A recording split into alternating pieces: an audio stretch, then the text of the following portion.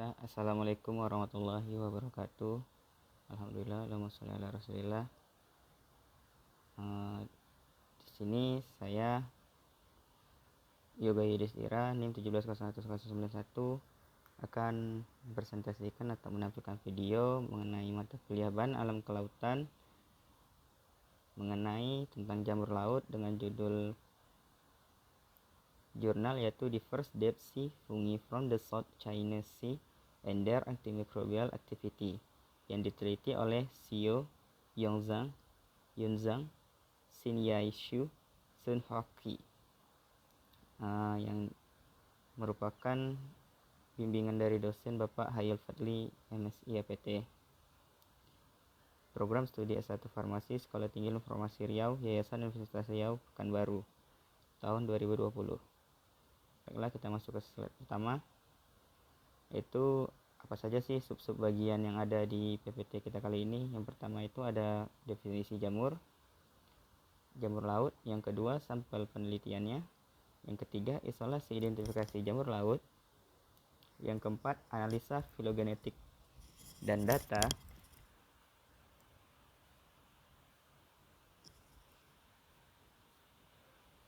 Yang kelima, hasil isolasi jamur dan filogenetik, komunitas jamur dan uji antimikroba jamur. Dan keenam, uji aktivitas dan pemanfaatan dalam bidang farmasi. Kita masuk ke slide selanjutnya, yaitu mengenai tentang definisi jamur laut. Jamur laut adalah spesimen jamur atau fungi yang tinggal di laut atau muara. Mereka bukanlah kelompok taksonomi, namun memiliki habitat yang sama. Sekitar 444 spesies dari fungi laut terdeskripsikan, termasuk 7 generasi dan 10 spesies dari Basidiomycota dan lain-lain.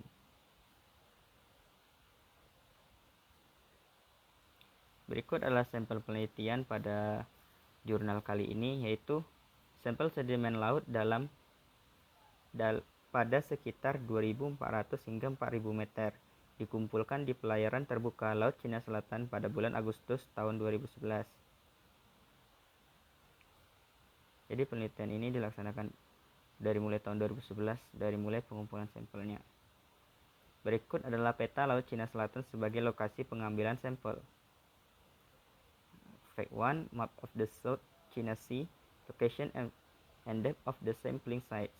Jadi di sekitaran sini bisa dilihat dari peta bahwa sampel fungi laut tersebut atau jamur laut tersebut diambil di daerah perairan Laut Cina Selatan. Kita masuk ke slide selanjutnya. Masing-masing laut dalam pengambilan sampel dilakukan menggunakan Remote Operated Vesicle.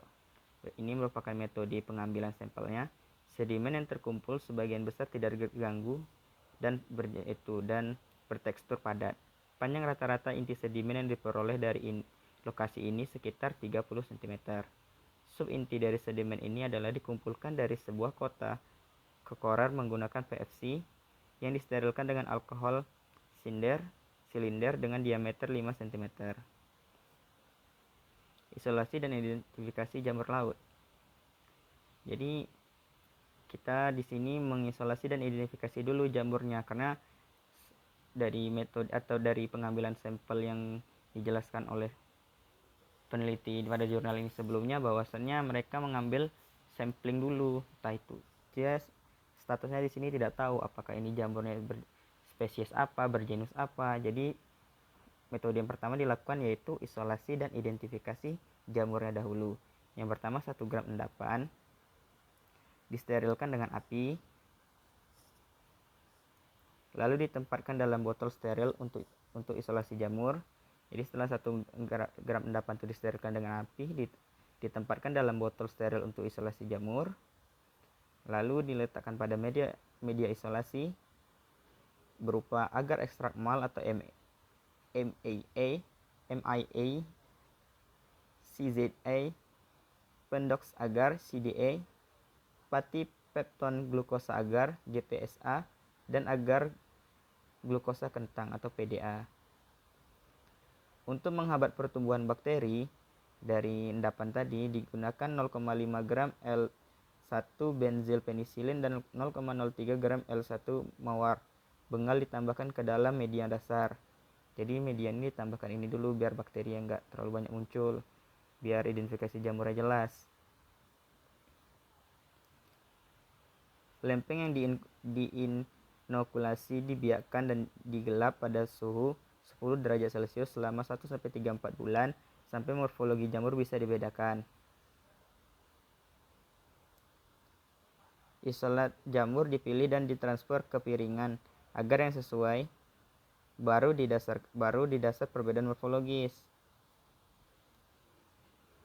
Diinkubasi pada 10 derajat Celcius lagi untuk kultur murni.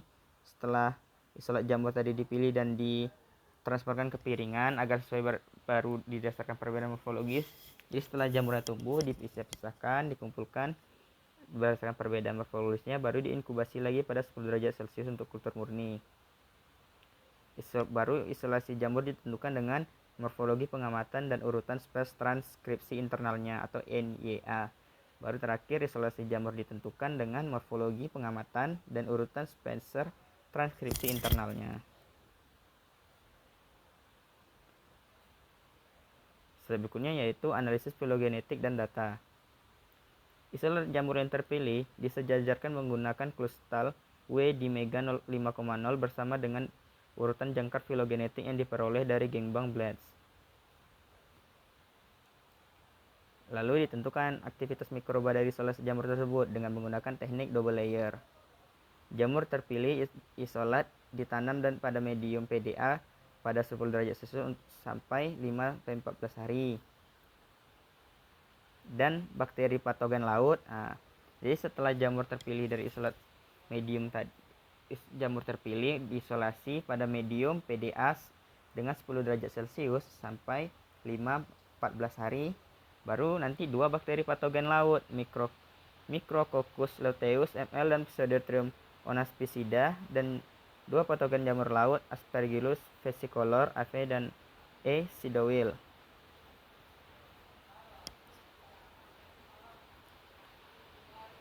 Digunakan sebagai indikator mikroorganisme untuk uji lapisan ganda. Jadi dua bakteri tadi sebagai indikator antibakterinya.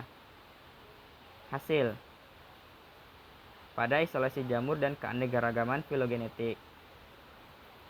Sebanyak 9 sampel sedimen laut di dalam Laut Cina Selatan diproses untuk diisolasi jamur pada 4 piring media. Secara total, 72 isolat jamur diperoleh dari 9 sampel sedimen. Analisis urutan ITS dan pengamatan karakteristik morfologi menunjukkan bahwa semua isolat memiliki 95 hingga 100% urutan kesamaan jamur yang telah dibudidayakan dan dijelaskan dengan baik, terkecuali 6 isolat jamur yang tidak berbintang yang dibagikan 84-92% kesamaan dengan kerabat NCBI terdekat mereka. Jadi dari hasil tadi ada beberapa hal baru yang didapatkan. Isolat yang teridentifikasi ini dimiliki 27 spesies jamur dari 10 keluarga. Pada tabel 1, pohon filogenetik dan lebih detail subtree dari urutan ITS parsial dari 27 perwakilan jamur ditunjukkan dalam bahan pelengkap. Di antara 10 keluarga, Daphide Elaceae, dan Trichomaceae adalah keluarga jamur yang paling umum dan beragam dalam sampel sedimen ini, yang termasuk 3 generasi, Cladosporium, Aspergillus, dan Penicillium, dan 18 spesies lainnya. Di sisi lain, Apiosphoraceae, Dotioraceae, Pleosphoraceae, Teratospheriaceae adalah keluarga jamur paling langka dengan 1 isolat, dan sebagai besar keluarga lain terjadi sebagai 2 atau 3 isolat. Jadi golongan Apiosphoraceae, Dotioraceae, Pleosphoraceae, Teratospheriaceae adalah keluarga jamur yang langka pada penelitian kali ini karena dia hanya dapat 1 isolat dari semua isolat yang telah dilaksanakan. Berikut adalah tabel 1.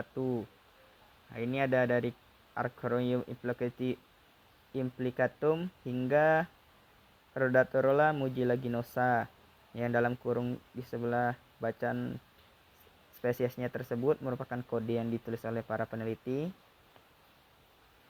Berikut nomor of fungal isolasinya. Fungal keluarga familinya juga ada di sini, yaitu Hippocaraceae, Pleosphoraceae, Angiosphoraceae, Trichomaceae, Daphidolaceae, hingga terakhir Erythrobasidiaceae.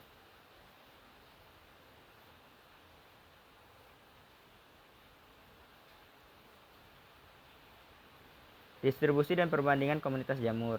Distribusi dan perbandingan spesies jamur dalam 9 sampel sedimen yang berbeda dirangkum dalam tabel 1 yang tadi. Di antara 27 spesies jamur yang diidentifikasi, sebagian besar spesies bias hanya dapat dipulihkan dari satu sampel, kecuali Aspergillus sidowi avitrocola, Clostridoperiodes, Egiodotinum album, Penicillium brevicompactum yang bias diambil dari 2-3 sampel yang berbeda. Kedua sampel A dan D memiliki spesies jamur yang paling beragam dan isolat dengan 6 spesies dan isolat. Sedangkan sampel GH saya lebih sedikit menyembunyikan spesies jamur dan mengisolasikan dengan 2 atau 3 spesies atau 4-5 isolat. Analisis lebih lanjut, Brey-Curtis menunjukkan 100% ketidaksamaan komunitas jamur antara masing-masing dua sampel dengan pengecualian 33,3% ketidaksamaan antara sampel tangan, sampel B dan C. Berikut distribusi jamur dengan aktivitas antimikrobanya. Yang pertama, semua 27 perwakilan jamur diuji terhadap 2 bakteri patogen yang tadi dan 2 patogen laut jamur untuk memeriksa spektrum aktivitas antimikroba mereka. Kegiatan antimikroba dari 27 perwakilan jamur ditunjukkan pada tabel 2. Sekitar 56% dari 27 perwakilan menunjukkan aktivitas antimikroba. Berarti hampir 50% lebih bahwa dari 27 perwakilan tadi yang disampling, yang diuji aktivitas antimikrobanya memberikan efek antimikroba yang baik. Di antaranya, 6 jamur spesies menunjukkan aktivitas antimikroba yang berbeda terhadap lebih dari 1 mikroorganisme patogen. Dan 1 spesies A. Westerjecki menunjukkan aktivitas yang relatif kuat. Semua 4 indikator mikroorganisme. Berikut adalah tabel 2, bisa kita lihat. Pertama ada fungal isolat, di situ ada kode intaronya yaitu fungal spesies, nama-nama spesies tersebut. Antimikroba aktivitas zona hambatan ada ML, PP, AS, AF. Disinilah bisa dilihat berapa banyak zona hambatan yang ada.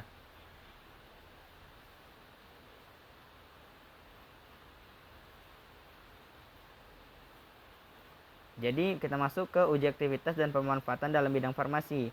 Tujuan dari yang kita tahu dari jurnal tersebut memiliki tujuan yaitu untuk mengeksplorasi jamur laut dari Laut Cina Selatan sebagai penemuan antibiotik. Jadi mereka ingin mengeksplorasi jamur laut yang berada di sekitaran Laut Cina Selatan yang digunakan sebagai penemuan obat-obatan antibiotik.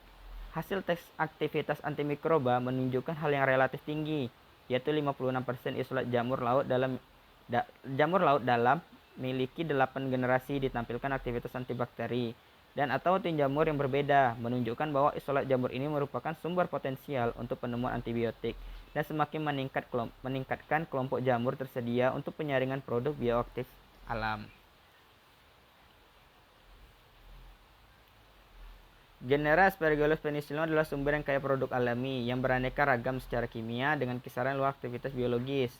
Dalam studi ini kami juga menemukan beberapa isolat milik generasi Aspergillus seperti mengisolasi DFFSCS008 dan DFSCS013 dan Penicillium seperti mengisolasi DFFSCS026 yang dipamerkan relatif tinggi aktivitas antibakteri dan anti jamurnya. Genus Anthraeum dulu sering pulih dari spon laut dan biasa menghasilkan sesquiter penoid anti jamur. Di sini itu jamur mengisolasi DFFSCS004 milik Anthraeum genus yang menampilkan aktivitas antibakteri yang relatif tinggi. Sebuah penelitian sebelumnya melaporkan bahwa jamur Aurobasidium pullulans dapat menghasilkan pululan dengan antagonis yang signifikan aktivitas terhadap beberapa indikator jamur. Di sini, isolat jamur A puluran DFFSCS014 ditampilkan aktivitas antibakteri. Dalam penelitian ini, genus Clostridium menunjukkan aktivitas anti jamur. Namun, dalam penelitian kami sebelumnya, genus Clostridium diisolasi dari Laut Cina Selatan, Virginia menunjukkan aktivitas antibakteri yang relatif lebih tinggi. Generasi jamur Acremonium, Geomyces, dan Phaesporesiosis ditemukan menunjukkan relatif tinggi aktivitas jamur untuk pertama kalinya. Hasil ini menyarankan bahwa jamur laut dapat mengembangkan kemampuan metabolisme mereka untuk menghasilkan berbagai senyawa bioaktif secara berurutan untuk lebih beradaptasi dengan ekosistem yang berbeda. Singkatnya, beragam jamur yang berasal dari laut dalam memiliki banyak aktivitas yang bermanfaat.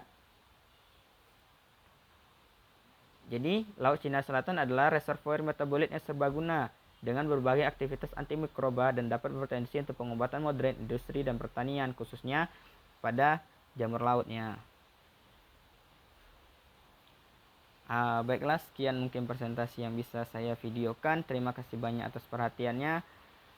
Saya akhiri dengan wabillahi taufik wal hidayah. Assalamualaikum warahmatullahi wabarakatuh.